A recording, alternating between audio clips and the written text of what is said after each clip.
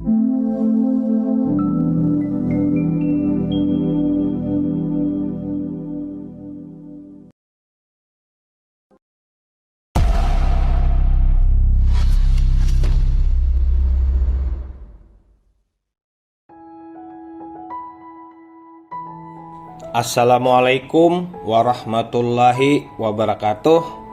Senang sekali bisa berjumpa dengan kawan semua di kesempatan ini.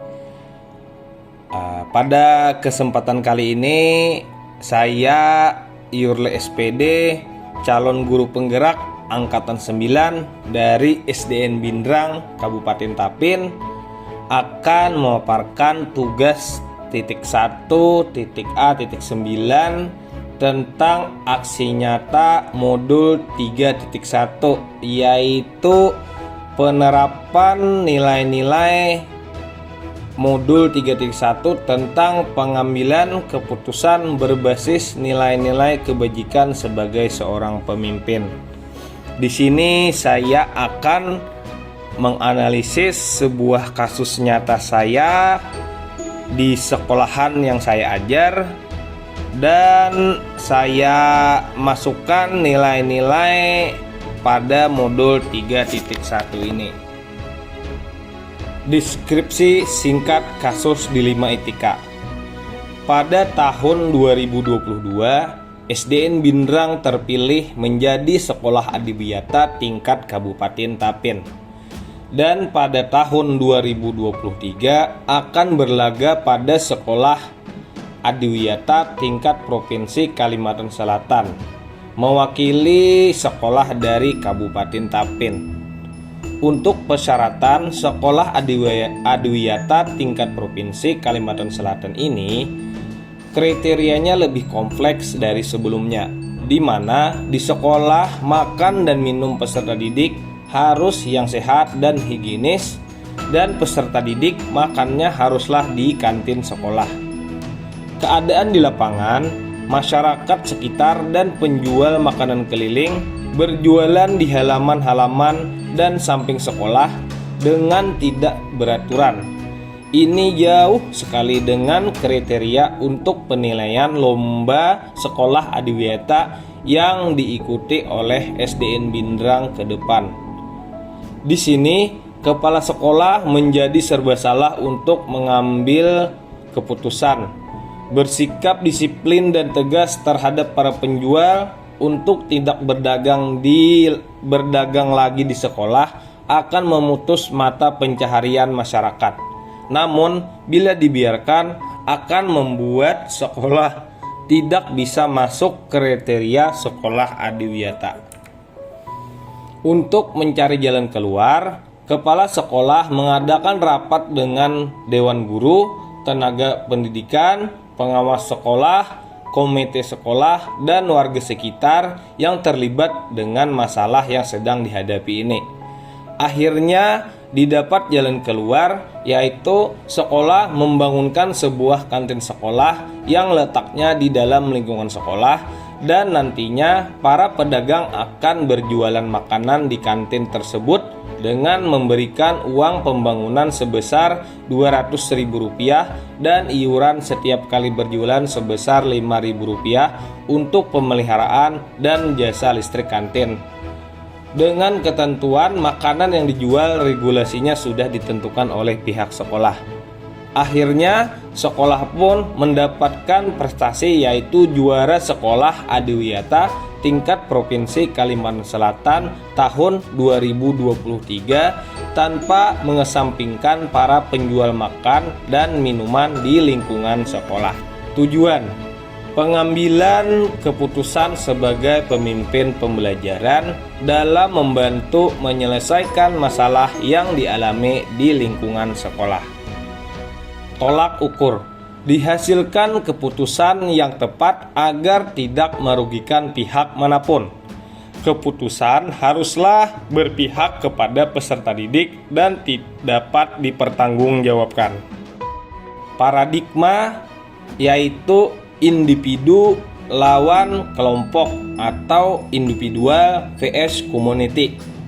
Prinsip di sini adalah berpikir berbasis rasa peduli, care based thinking. Nah, di sini saya tampilkan 9 langkah pengambilan dan pengujian keputusan yang akan kita uji pada kasus yang sedang kita analisis ini.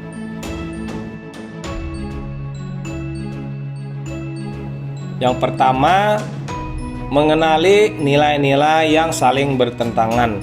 Di sini nilai yang saling bertentangan adalah nilai peraturan dan nilai kemanusiaan. Kemudian, menentukan siapa yang terlibat. Yang terlibat dalam kasus ini yaitu kepala sekolah, dewan guru, peserta didik, pedagang, dan masyarakat. Selanjutnya, kumpulkan fakta-fakta yang relevan. Yang pertama, kriteria penilaian sekolah adiwiyata harus memiliki kantin sekolah. Yang kedua, SDN Bindrang belum memiliki kantin sekolah. Yang ketiga, penjual makanan dan minuman berdagang di sembarang tempat di lingkungan sekolah. Pengujian benar atau salah. Uji legal, tidak ada aspek pelanggaran hukum. Uji regulasi, ada pelanggaran peraturan, yaitu penjual berdagang di sembarang tempat. Uji intuisi, tidak ada yang salah. Pihak sekolah benar jika melarang penjual berdagang di lingkungan sekolah karena melanggar peraturan. Tetapi para pedagang juga benar, mereka mencari nafkah dengan berjualan di lingkungan sekolah karena laku. Uji publikasi, saya merasa tidak nyaman jika dipublikasikan. Uji panutan, saya akan mencari jalan keluar yang terbaik yang tidak merugikan pihak sekolah maupun pihak penjual. Pengujian paradigma benar lawan benar. Di sini paradigma yang sesuai dengan kondisi seperti ini adalah individu melawan kelompok. Melakukan prinsip resolusi. Prinsip penyelesaian dilema yang dipilih adalah berpikir berbasis rasa peduli. Buat keputusan. Dengan mempertimbangkan segala kemungkinan yang akan terjadi, maka diputuskan sekolah akan membangun kantin sekolah pada anggaran Pagu Bos SDN Bindrang di tahun 2023 dan memberikan ruang untuk para penjual berdagang di dalam kantin sekolah dengan regulasi yang ditetapkan oleh pihak sekolah. Lihat lagi keputusan dan refleksikan. Keputusan yang diambil adalah tepat dengan memberikan kesempatan kepada para penjual untuk berdagang, karena itu adalah mata pencaharian mereka. Dan sekolah juga membangunkan kantin tempat mereka berjualan. Di samping itu, kantin sekolah adalah salah satu syarat dalam kriteria penilaian sekolah adiwiyata tingkat Provinsi Kalimantan Selatan tahun 2023. Nah, itulah tadi aksi nyata saya yang telah saya lakukan dengan menganalisis kasus dilema etika yang pernah terjadi di sekolahan SDN Bindrang. Sekian dan terima kasih. Calon guru penggerak angkatan 9, tergerak, bergerak, menggerakkan. Saya Yurli SPD. Salam dan bahagia. Assalamualaikum warahmatullahi wabarakatuh.